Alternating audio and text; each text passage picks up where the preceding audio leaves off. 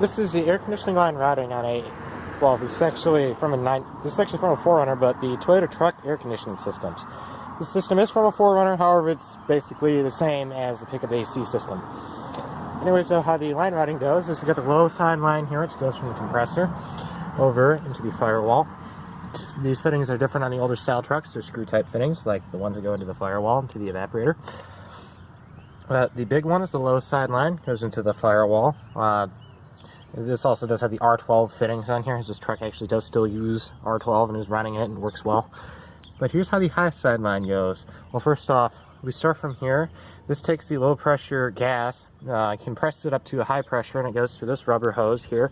She goes in to the condenser on this side. This is a larger 4Runner condenser, however the pickup one has the same line that goes in on the same side.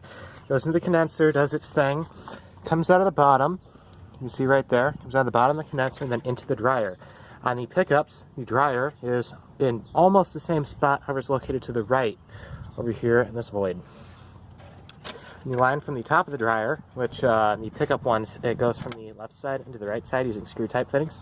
But that runs down, over, you kind of see, can't really see too well, but there is a line that runs across the front of the condenser.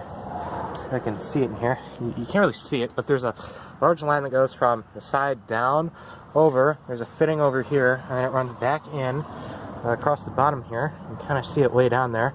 It's this line, and that runs all the way over here back to the evaporators, the high pressure liquid, which gets evaporated, turns the evaporator cold, and that's how you actually get cold air.